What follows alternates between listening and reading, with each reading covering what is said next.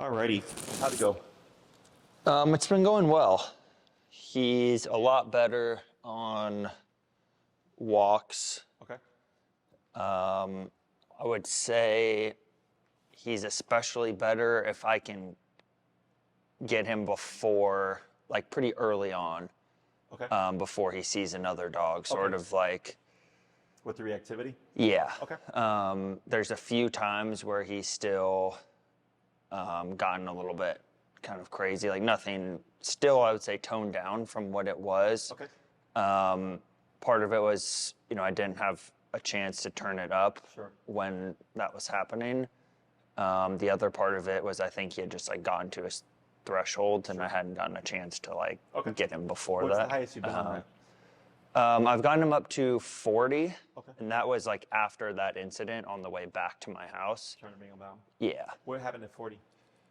He was, you're saying what was the incident or what? So like, he acts out. You get up to 40. Yep. You use 40. Yep. Did he settle down, or did he still seem a little on Yeah, edge? he settled down, but he was still a little bit more on edge than I would say he had been on that walk after that point. For the most part, I've been around 30 or 35 when I see another dog. Okay.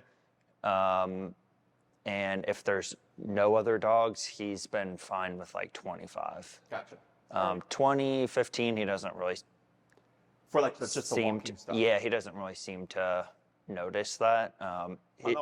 Yeah, his walking has gotten to the point where if there's no other dogs, or like if it's at night, I barely use this. It's just to like get him started, and then I'll test him like stopping and stuff. But he's been pretty good about stopping next to me. When I turn around, he'll follow right with me. Good. That kind of stuff. So all that's good information.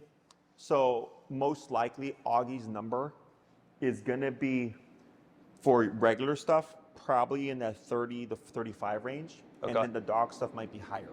Okay. So what we want to find a number that when there's no dogs around, he's great, and when there's dogs around, he's great. It does both. Okay. In the beginning, it's not uncommon to get with what you're getting, where it's like, when there's no dogs around, he's like 20. When there's dogs around, I'm at 35, right?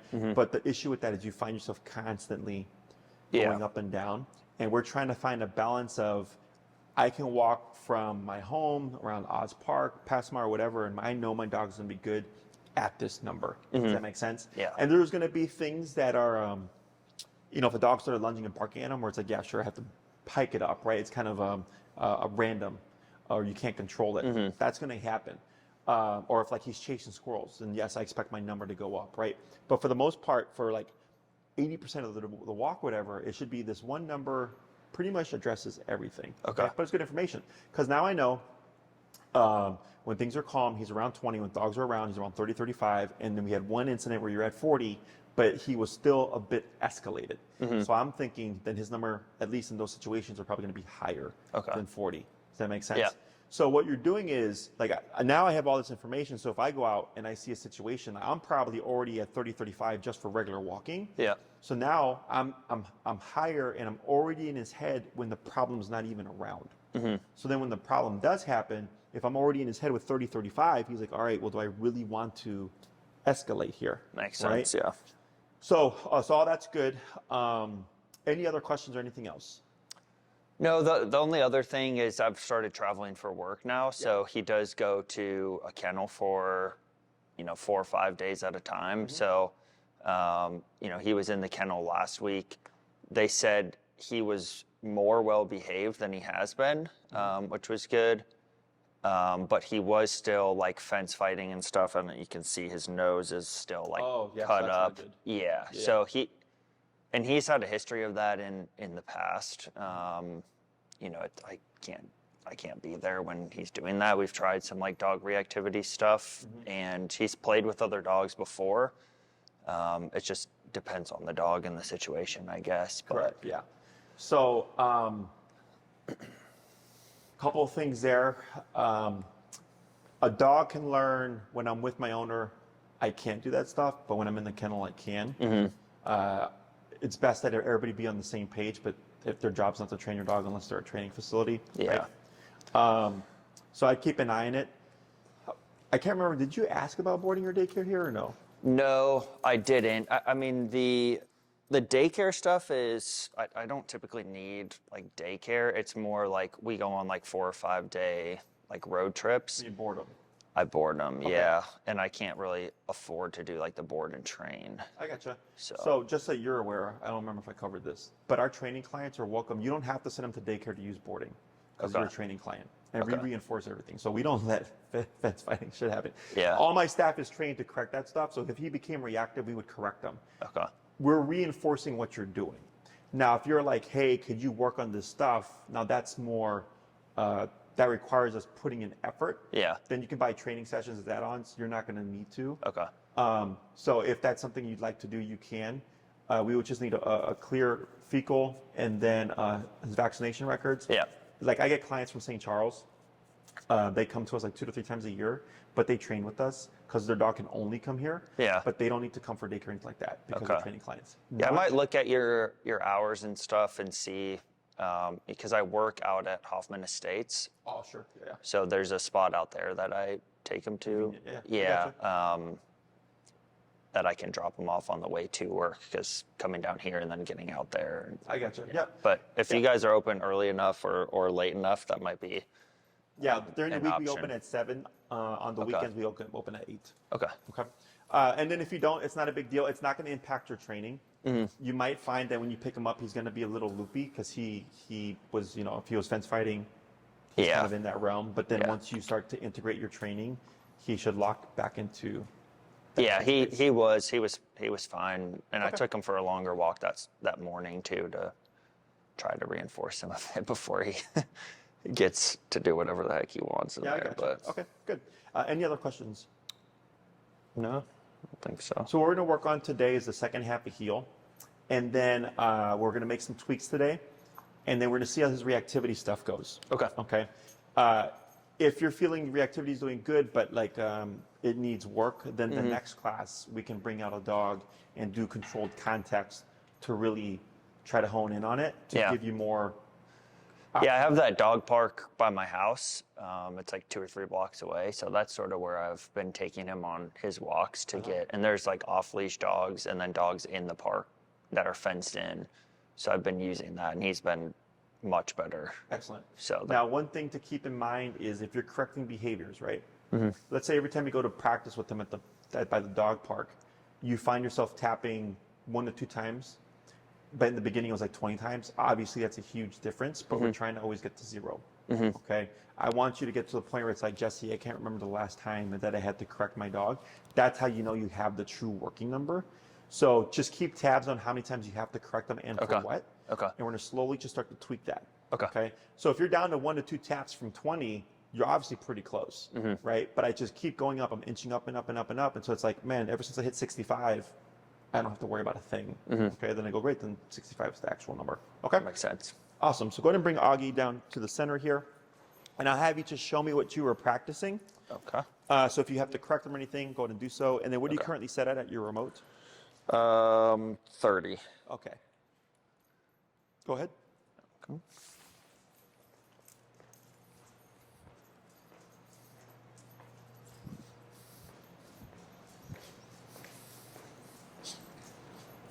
Good.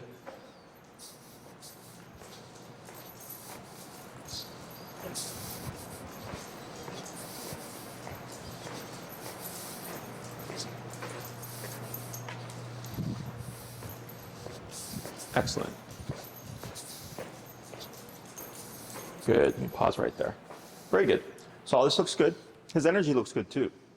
I was anticipating that he'd be stressed out here because it's not uncommon where dogs come here because it's unfamiliar. Yeah, he does really well like indoors types of environments. It's Okay. when like he's outside of 4 walls that he just Okay. he's a little different. But Yeah, I get so you understand where he's coming from in here, especially because this is a controlled context, right? No threat. But when you're outside in the world, everything that he's unfamiliar with is a threat, whether Yeah. it's a dog or a person. Yeah. Okay. Good with tap here. Good. So you see how he pivoted around you? yeah, but he's facing the still other way, so looking. give it a tap again. Good. and then keep relaxed. You want to see what he does. But you see it here, right? One more Yep. tap. There we go. Okay, so that's a very good example where you're breaking them away from the sound, right? So for humans, it's kind of hard for them to understand, like, how is it that my dog is understanding that I'm wanting them to just stop what they're doing, right? So you gave a correction, you said, don't worry about that.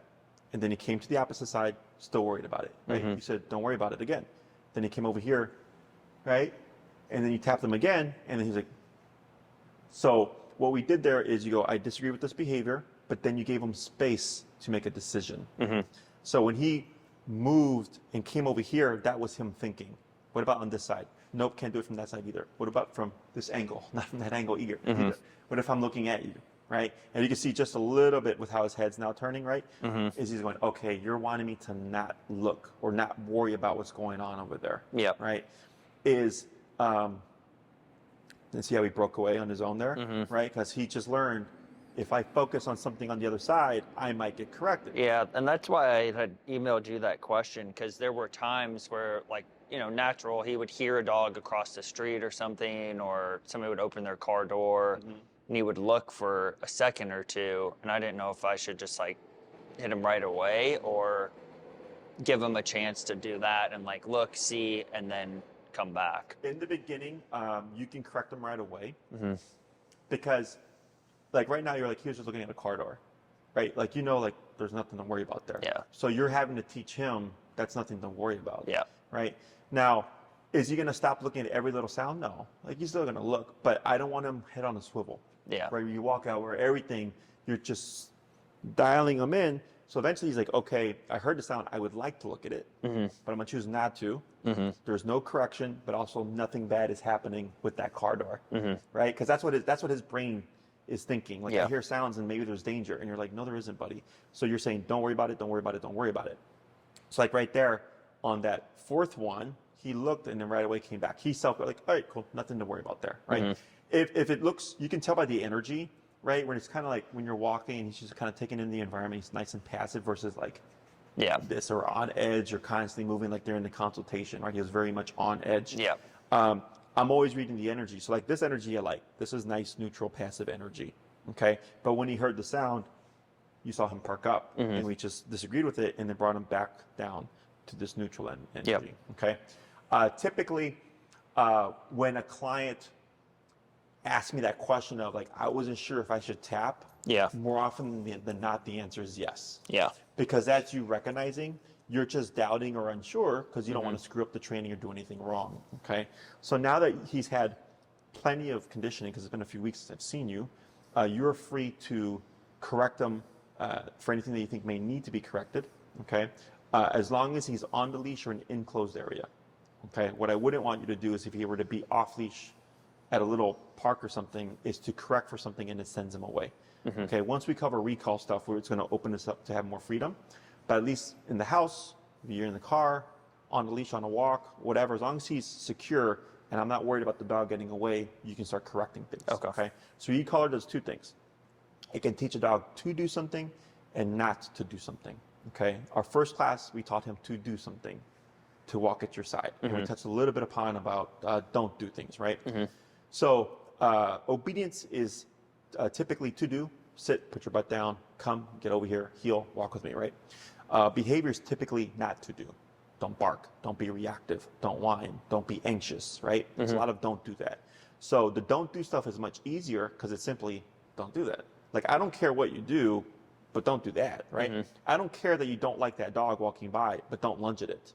Look at the sky, look at me, look at the ground, look at your paws, look at something else. I don't care, close your eyelids. Just don't lunge and bark at that dog, okay? Does that make sense? So in the beginning, you might find yourself using that a lot because you're because he's a kind of like paranoia personality type, right? So it's like a lot. And then you might even create a little bit more paranoia because you're saying you have to counter yourself, but eventually it starts to come back. And then you start to notice like, wow, like, yeah, I went up for a few days, but now it's starting to tone down and I'm remoting them less and less and less, right?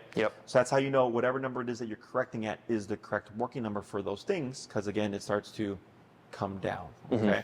Question on any of that stuff? No. Don't be surprised if you get frustration as well, just because he's thinking, I'm nervous, I'm stressed out, I'm anxious, right? So he's up here and you're saying like, well, don't feel like that. It's normal for a dog to express frustration because they're like, well, what am I supposed to do? And then I go figure it out.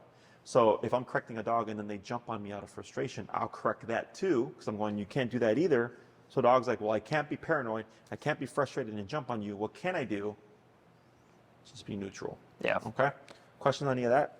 No, he hasn't been really frustrated at all. I mean, the only time he's gotten really frustrated like that is when a dog will like come out of their yard or something and start barking at him, and I didn't see it. And this was like in the past before this, but then he would grab the leash to try and like pull on the leash to. Yeah, that'd be frustration. Yeah, but he hasn't done that since this. Are there any dogs in the area that you live? Like Yeah, census? yeah, quite a few. Okay. Have you had that recently? No, it's really just a little dog like 2 doors down that if they're out at the same time, it's a very loud dog, so it'll just yap. Okay. And that has triggered him. The owners are like more sensitive to it now with me being around. Like I think they just realize their dog's not very well behaved, so they'll like pick it up and bring it back inside if it starts barking. So I haven't had a chance to like actually walk past that dog. But the dog park, in the park near my house, like I said, there's been some dogs that have been, barking or off leash, running around, chasing a ball or something. And the one time he did get over his threshold was kind of like we had walked past the dog park. There was a dog walking towards us at the same time, and there was like 2 squirrels chasing each other. So it was like, I just wasn't ready for all that, and he wasn't either. He was just kind of like going here and here and here, and then he ended up like spinning around once or twice. Yeah. But then after that, like I said, he was more normal. Yeah, that's when I turned it up after that. But he was still on edge. But yeah. So what you can do is like next time, and I know there was like the squirrels and stuff there, but like let's say the squirrels weren't there and it was a dog and you did 40 and it didn't help. The next time I see a dog, I'm at 45. I'm just going up every time I have a correction that doesn't quite sink in. Yeah. And I'm just building on it because I'll get to the answer faster. Yeah. If I do multiple attempts at 40 and then multiple attempts at 45 and multiple attempts at 50, like it's going to be just forever. Yeah. Okay. So you can expedite things by approaching it that way. And even if you did an overcorrection, like you're not going to screw up your dog. Then I go, okay, 80 was too much. And for me, because I'm so comfortable with this and I've done this for so long, if I was in a situation, I just grab the dial and I jack it up and I press the button, whether I'm at 90 or 75, to see what happens.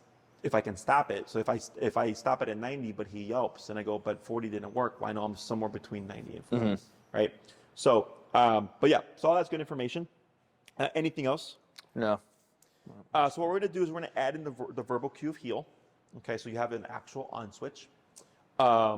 So in the beginning, easy part is always cue heel first and then lead with the left leg. Okay. So it would be heel, left leg first. The reason why this is important is dogs have a wider peripheral range than we do. So when he sees that left leg moving forward, that's like his visual cue of now we're walking. Okay. In more advanced training, left leg means walk with me, right leg means don't move. It sounds super fancy, but it's literally just being consistent. Dogs are masters of reading body language. So if every time you say heel and you lead left leg, he's going to connect that at some point. Okay. So technically speaking, if you go outside and you don't say anything to Augie, he's loose. He's on his own time. But the moment you would say the word heel from this day going forward, everything would turn on. Okay. And then break or whatever your release word would be. Now you're off the clock. So you have your on switch and then your off switch. Okay. So I get some dogs that do what I call defaulting, where the owner will start walking and they kind of just default into the heel position. And the owner just assumes that the dog has learned what to do. And I'll tell them, but you cannot correct the dog there because you never officially clocked them in. Okay, so technically if the dog strays while they're defaulting, that's technically okay. And it won't ruin the training because then people are like, but the dog knows the heel because they're already walking. You go, no, the dog's assuming it. Yeah. So if the dog deviates, technically it's fine, but because you didn't cue the word heel, it's not going to undo your training. Okay, dogs are pretty smart. It's just a matter of the human being consistent enough to remember these things. Yeah. Okay, so go ahead and position Augie to your left.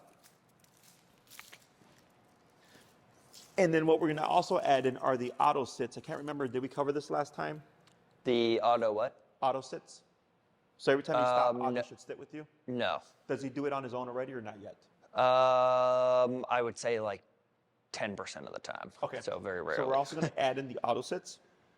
So then what we're going to start with first is you're going to lightly pull up. Okay. You're going to tap until you feel you'll feel it on the leash. And you're going to start to tap. We're not going to say sit. Okay, we're going to do a couple of taps to see what happens. If Augie sits, we stop, we release, a little bit of praise, good boy. If he gets up, we pull up, tap again, reinforce. Once he does, a little bit of praise, good boy, heel, repeat. Okay. If he's not understanding the prong pressure, we're going to do like we did at the consult. We're going to pull up and tap, but you're going to pair the tap in here. Very important that we get the tap in. Okay. So you create the sitting behavior and then relax. Okay. Questions? Nope. So do I say heel as we walk forward, or heel is just to get him to this position, and then I start walking and he's... I think it's easier to cue heel first and then lead. Okay. Okay, as opposed to simultaneously or afterwards. Okay. Some training treats heel as a come to heel. For me, that's a separate thing. Okay, so heel means walk with me, stay with me, sit when I stop. Okay, if Augie is 3 feet to your left and you say heel and you tap, this is very easy. If Augie is over there 15 feet and you say heel, that's very difficult. It's a separate thing. That's more of a recall. Okay. So as long as he's somewhat to your left within a close proximity, you can do that. If Augie was over here, if I said heel, I would not expect them to do this. Yeah. Instead, I would do this, heel, because then it's a straight shot to my left side. Okay. Make sense? Yep. Cool. When you're ready, go and cue heel. Okay. Heel. Left leg forward. Good.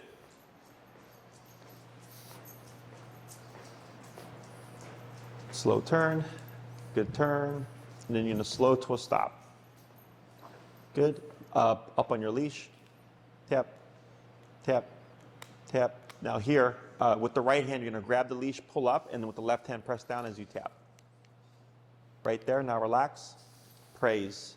Good boy. Good. Good boy. And now wait a moment. And heel, left leg. Heel. Good. And repeat that 4 more times, okay?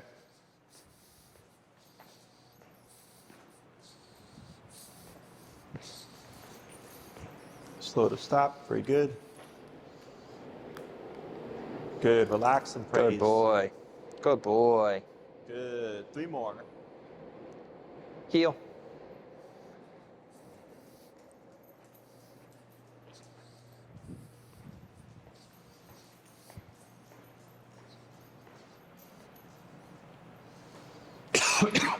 Tap. Good. Relax right there. Oh, sorry. Keep going. I thought he was going to do it. Yep. Tap, tap, tap. Right there. Good. Almost. Let it. Right. Now relax. That's fine for now. A little bit of praise. Good boy. 2 more. Heel. Heel.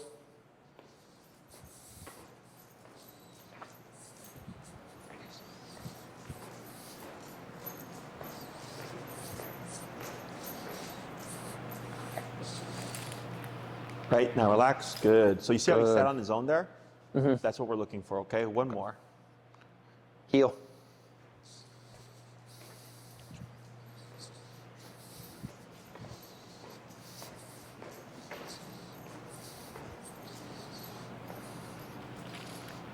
Yep. There. Good. Take Good one little boy. step back so you're parallel. Excellent. Good We're gonna boy. Pause right there. Okay. Very good. So the first one was the hardest.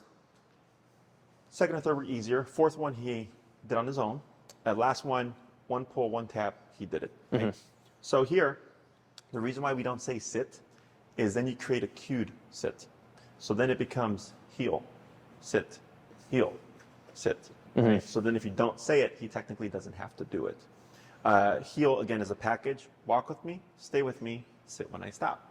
So if every time you come to a stop, up and tap, you create that sequence. He's like, you know what? Every time Dad stops, that thing I don't like turns on, but when I put my butt down, it goes away. What happens if I do it first? Nothing happens. Okay. And then we're giving the praise because we're wanting him to understand, like, yes, this is what we're looking for. Okay. So now, whenever you put Augie into a heel, when you come to a stop, we want to make sure he's putting that butt down. Okay. Okay. Now, winter is coming. Snow's going to happen at some point. Sometimes we get dogs, especially short-coated dogs, that don't like sitting in the snow. Okay. When I have my behavior cases, I approach it as if the reactivity is good, you're not worried, you're like, Augie's doing great. I could care less if the dog doesn't sit. Come the springtime, when it's nice weather, I reinforce it again. When it's rainy or it's really cold and stuff, I don't reinforce it. Yeah. But if we still find he's struggling with reactivity, then giving that leniency can work against you. So then I'll say, hey, it sucks for Augie, but we're going to have to reinforce this, raise the pressure if needed to make him do it because of the reactivity stuff. Does that make sense? Yeah. But pending that's doing really well, I'm not too worried about it. But definitely when the weather is nice, we do reinforce it. Yeah. Okay. So here, the heel turns on the exercise. So going forward, if you don't say it, he's not technically required to walk with you. He's also not required to sit when you stop, okay? At this stage in training, I'm gonna have you always repeat heel whenever you go from stationary to motion. Okay. Okay? So at least for a month, and then after a month, once you feel like Augie's got a good concept of what the heel cue is, you have a choice. My preference is I always like to say heel from stationary to motion.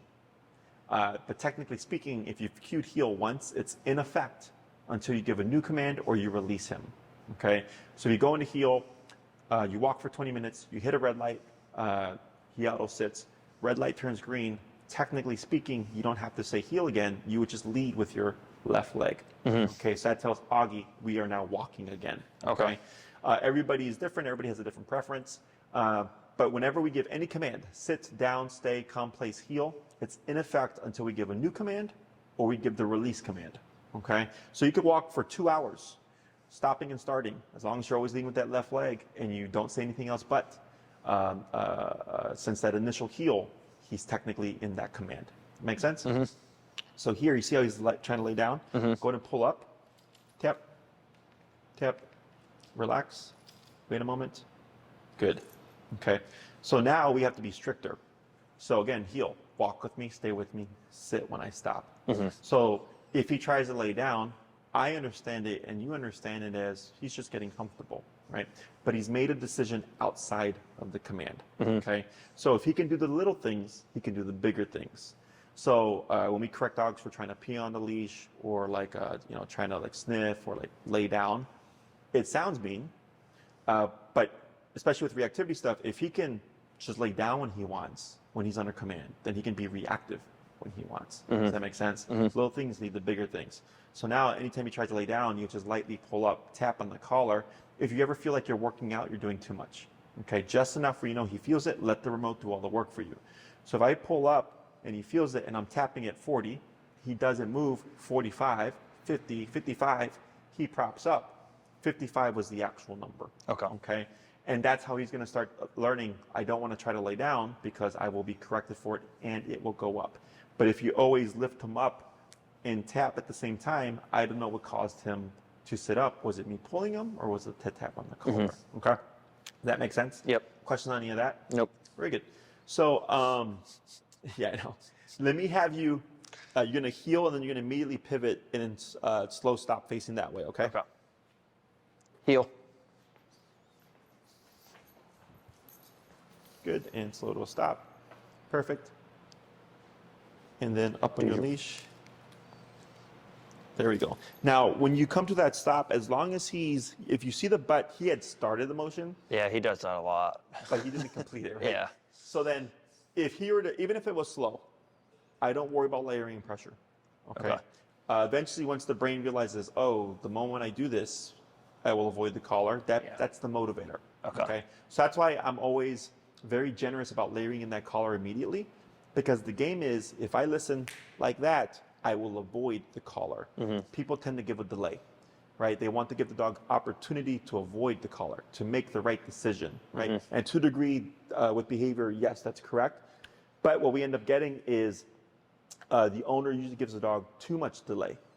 And the dog will take 5 seconds before they actually go into it. So if every time you stop, if you're almost like within a quarter to half a second jumping to this, he's thinking, I got to respond faster than a quarter and half a second if I want to avoid that. Next thing you know, we start getting more instantaneous sits because he wants to avoid the pressure. Same thing with the reactivity stuff.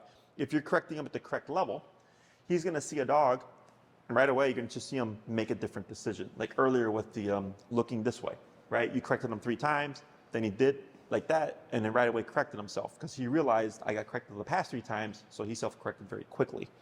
That's what we're looking for. So that's when I don't tap the dog. And then what he learns is, oh, I thought about it, but then I self-corrected right away. Nothing happened on the collar. Nothing happened with the sound that I was investigating. Okay. So the heel left leg is the easy part. Now is the hard part. Okay. So there's 2 types of turns. When we're in the heel, the pivot turn, the crossover turn. Technically, what we've been using the past few weeks is the abrupt, or what I call the correctional pivot turn, which is when Augie gets ahead of you, you will always, bless you, pivot turn and tap. Yeah. Right? He gets ahead, pivot turn, tap. It's always abrupt. It's meant to catch him off guard. Okay. The communicated pivot turn is if Augie is doing well in walking with you, we would want to communicate what it is that you're doing so he can follow your lead. Okay. So we were already kind of touching upon this a little bit, but you would slow your pace, at least 3 steps, more is fine. Augie slows with you, and for the pivot turn, you're going to step forward on your left leg, back on your right leg, forward your left leg. Now I'm going the opposite way. I feel like this is probably a basketball move. Forward on your left leg. Yeah, probably. Back Might on your be right traveling now, but. Pivot, turn with the left leg. So it's a 3-step movement. Left, right, left. Right? Okay. So for Augie, when you slow down, he goes, oh, you're doing something different. He slows down with you. And when you extend that left leg, visually he sees it because it's the closest to him. He sees you turning around, and he will naturally just move with the body. Okay. The crossover turn is when we're crossing over the left. Okay, so you're crossing over Augie here. So he's here, same concept. We slow down first. Then I'm going to cross with that right leg. Very sharp 90-degree cut. Left leg, crossing with my right leg. Now I'm going the opposite way. So you're making like a half square shape. Okay, so again, slowing down at least 3 steps, taking your time, and then leading with that right leg, left leg, right leg. Now the opposite way. So both turns are a 3-step movement. We're leading with the turn, the turn with the leg opposite to the turn. Pivot turns to the right, led with the left leg. Crossover turns to the left, led with the right leg. Okay, does that make sense? Yep. Questions so far? So we're going to start first with the pivot turns. We'll do a batch of those. As long as those look good, then we're going to move on and go to the crossover turns. Okay. Okay. And you're going to cue the heel, all that other stuff too. Yep. Heel.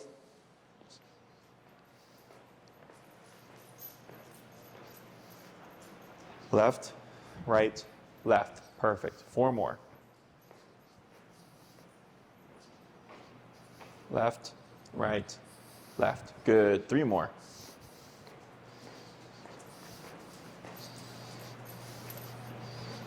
Right, left. Excellent. 2 more.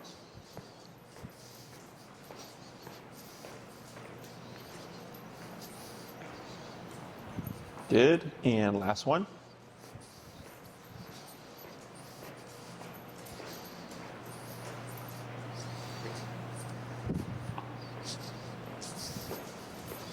And slow to a stop. Perfect. Good. Yep, excellent, good job. Okay, take one little step back. Good, so now we're gonna do same concept or turning concept, but now we're going left, crossing over Augie. Okay. Heel.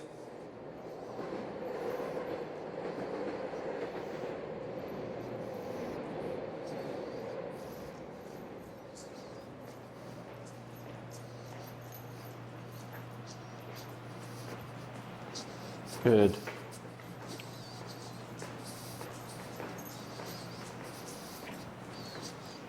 Yep, perfect.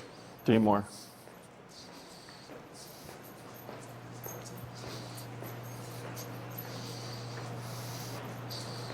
Good. 2 more.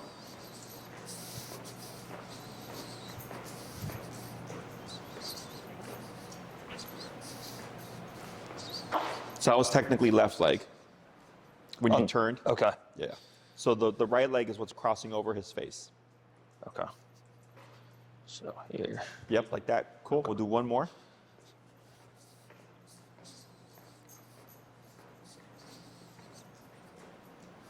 Excellent. And then slow to stop. Yep. Tip. Tip. Good. And one little step back. Excellent. So the reason why it's important that you lead with the right leg is because the left leg is the closest one to him.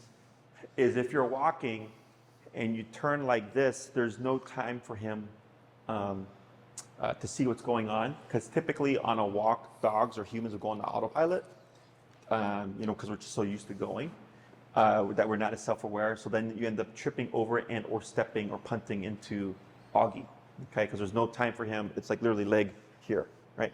And actually in some training, and even I think in the military now, they use the left leg to turn like this. I had a client that was an ex-canine handler from the military, and when she was training, I kept seeing her do this. And then I asked her, I was like, where did you pick that up from? She's like, oh, I'm an ex-military canine handler. We turned the left like this. I said, I do it the other way. I do it with the right leg. And she's like, oh, that's so much easier. I go, yeah. And she's like, we used to trip over and step on the dogs all the time. So I don't know why, but it's very popular. But when you lead with the right leg, it gives Augie enough time to see what's going on to just naturally move with you. Okay. So again, remember, dogs are masters of reading body language. So the reason why this progresses so quickly is we're teaching in a way that he understands. Most training is in a way that we understand and the dog has to learn to understand, right? Whereas this is right away natural, it's instinctual to him. First week, we were nipping and biting Augie with the collar. Don't do that, walk here, so on and so forth, right? Using your turns to direct them on where to go. Now that we have more focus from Augie, we're using body language to communicate what it is that you're doing, right? Left leg to start the heel, the pivots, and then the crossovers. And he caught on all to that very quickly because he's going, oh, I see what you're doing. And he just moves with you, okay? So these turns are meant to be applicable and functional. People always ask, like, why are these important? In my opinion, I believe it helps the dog look to you more because, again, you're communicating. You're using your body language to let Augie know what it is that you're doing.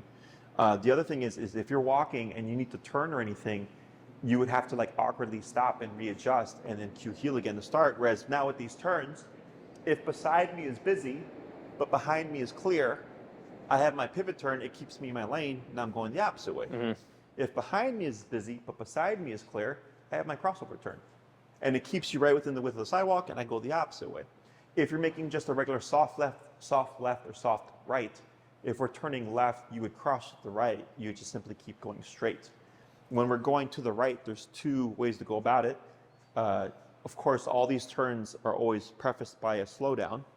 Is you can cross with the left like this, or some clients like to step out with the left, kind of like they're going to pivot, but instead of pivoting, they just go to the right like this. Okay? So the dog sees what you're doing and is able to naturally walk with you. Questions on any of that? What I suggest in the beginning, because this is unnatural for us to walk in a specific manner, is once you go outside, potty break first, cue your heel and do 5 heel to stops with the auto sits, 5 heel to pivot turns, and then 5 heel to crossover turns. So pretty much exactly what you just did right now. Okay. 5, 5, and 5. These are for you, not the dog. This is just to help get your muscle memory down. Okay.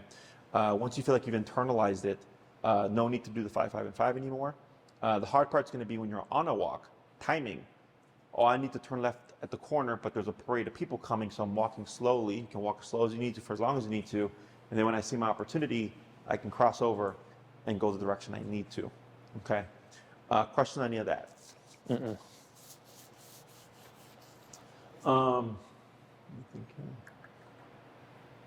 gonna have you do the pivots and the crossovers, but you're gonna randomize them. Okay. However you want, no pattern or whatever. As long as you're leading everything correctly, Augie should be able to do all these things with you. Okay. Heel. Oh, I didn't slow down there. Yeah. So did you bump into him? No, but it was close. Yep, good pivot.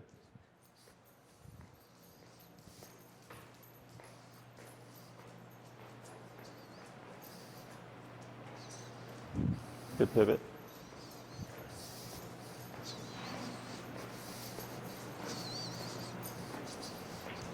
Yep, good.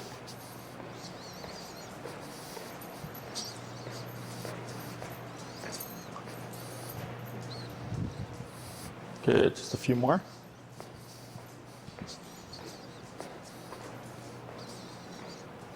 Good crossover.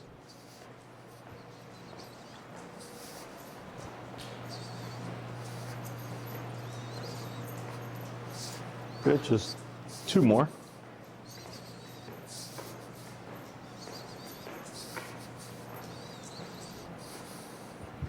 Yep, good. And last one.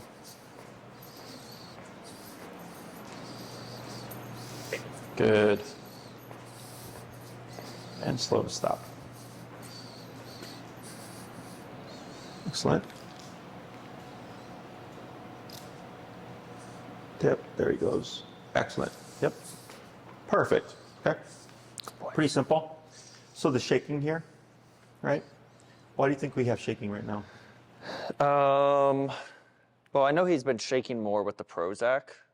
But in general, I think he's probably just heightened a little bit. He's like stressed, yeah. Why would he be stressed? He wants to do other things, Good like guess. probably sniffing, peeing on stuff. We taught him something new today, technically.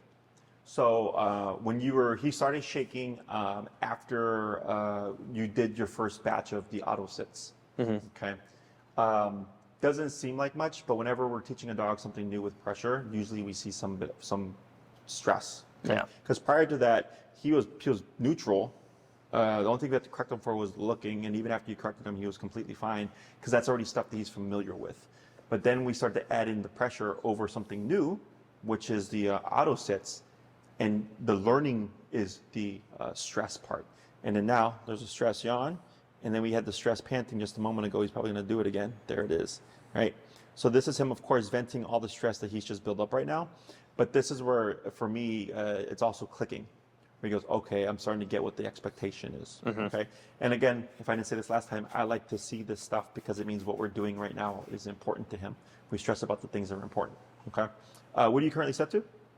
30. 30. Yeah. So the tweaks that I would make for this week, do you know when I see you next? I think it's actually relatively soon. Okay. And it's not as long of a gap. Okay. Yeah. So I would probably walk him at 30, if not 35-ish. Okay. Just for the regular walks. Yep. Okay. And I want to see if you notice any difference. Okay. So if you start walking him at 35, for example, and then you start to notice, like, you know what, the stuff that I was remoting him for before, I'm not remoting him for now. That tells me correcting him at 35 for the other stuff is indirectly addressing that stuff. Okay.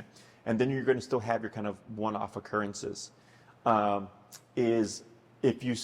would always say assume a situation to go south and preemptively bump it. Yeah. So if I see a dog half a block down and I'm like, I don't know how this is going to go, I'm not going to go to 40, I'm going to go to 45 instead because of what you told me the last time. Yeah. Let's say that doesn't work out too well in terms of like he's not fully able to de-escalate.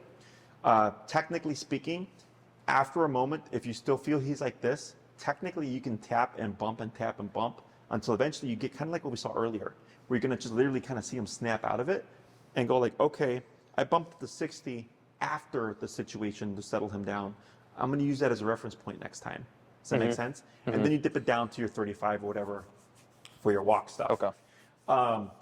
Eventually, how I would foresee this playing out is you're going to find yourself not correcting obedience, if ever.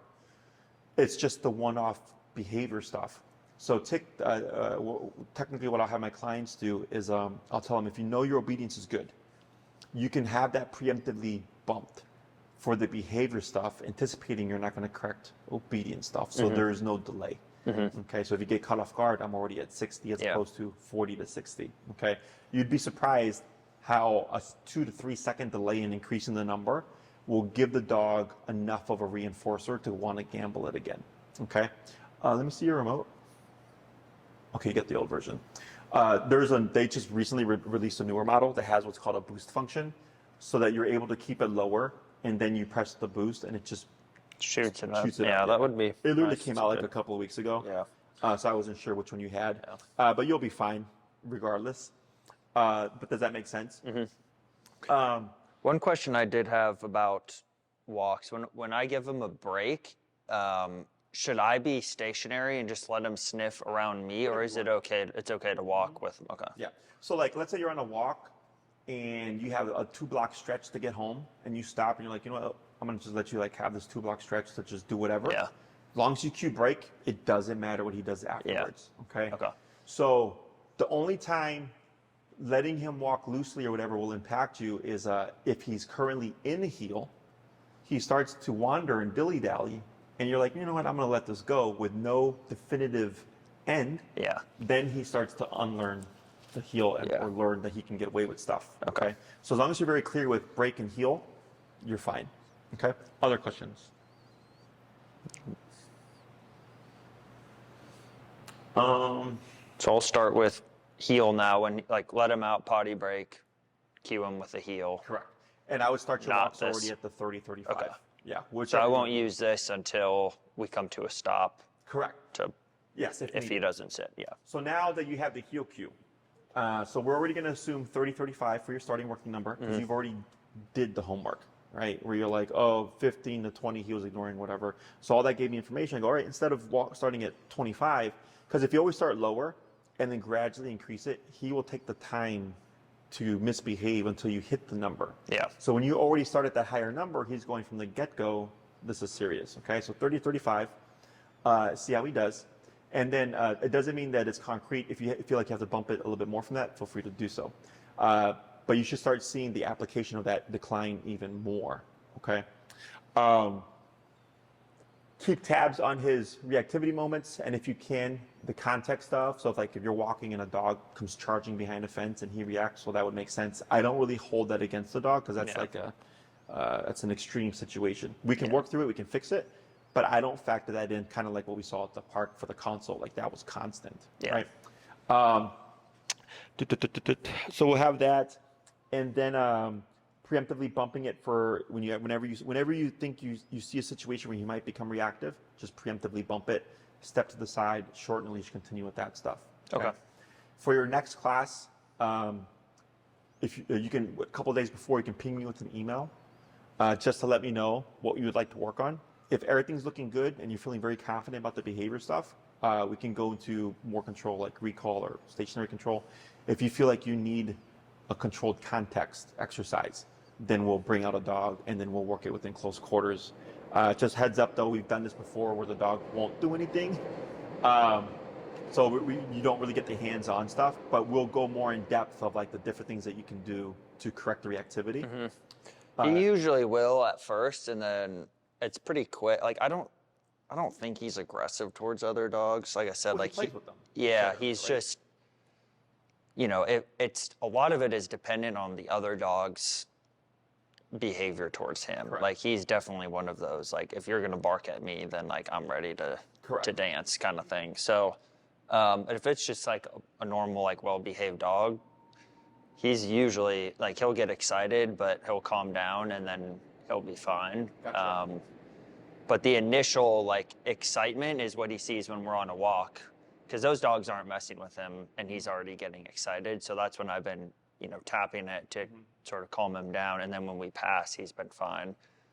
The issue has been like if I don't see that dog, or if we turn a corner and there's a dog and then that dog's excited, then that's where I need to be up For higher, the corners, like you were saying. Yeah, like stuff like that. But if I'm already up there, then I think that is correct. So that you can can do a be. couple things now. Is when you get ready to turn a corner, one thing is giving space. Like especially if we're turning right, people tend to hug and they'll turn, and that's where you're more likely to see something. So I always suggest fanning out because it gives you time to see what's around the corner. But then there's also a buffer in terms of space. You can also preemptively bump it. So if you're at 35 for the obedience walk, you're like, I got to turn right here. I'm going to bump it to 45 just in case, and then just remember to bring it back down. Yeah. And the same thing when you're going left, fanning out to the right to give yourself space. You can get it to a point where you'll be surprised by reactivity or something from another dog, and he won't do anything. Yeah. But it takes the longest because you can't plan for it. Yeah. It's just abrupt. Yep. Okay. So then, so you can just ping me with an email and let me know what you'd like to work on. If it's behavior, or if it's like everything's looking good, let's teach more control type stuff. Yep. Anything else? I guess just planning ahead in terms of like his, like introducing him to new people. yeah. Is that something you like? He's usually okay in environments like this. Like when I take him to the kennel, he sees a million new people and he's never had any issues. But he's nipped at people at like my girlfriend's apartment, at my house. So is that something that you can like? Yes. I think I read on your website it's like $50 or something, or For the in-home. yeah. Correct. So, Okay, so if it's people coming over, is that your question? Yeah, I've tried to introduce him in, my own way, and it's worked like for the most part, but there's been a few instances where he's been unsure of people and he's, nipped at them and So, this is technically a two-part exercise. Okay. One would be done in home, Okay. which is where I show you how to invite people in correctly Okay. with him. Okay. That's one part. Okay. The second part is how do I correctly introduce my dog to new people in a way that's going to build trust. Okay, tip. Oh, There you go. Now Sorry, relax. wasn't So you paying see how he attention. sat back up on his own? Yeah. That's what I want to see. okay. The second one is how do I introduce him to people in a way that builds trust. Okay, so this I don't care about people that he wouldn't see again. So if it's like my friend is bringing a friend and this is the only time he's ever going to be here, I don't worry about it. If you're wanting to utilize the situation to try to expose him as much as possible, you're more than welcome to. Okay. But I wouldn't expect them to just warm up to the person.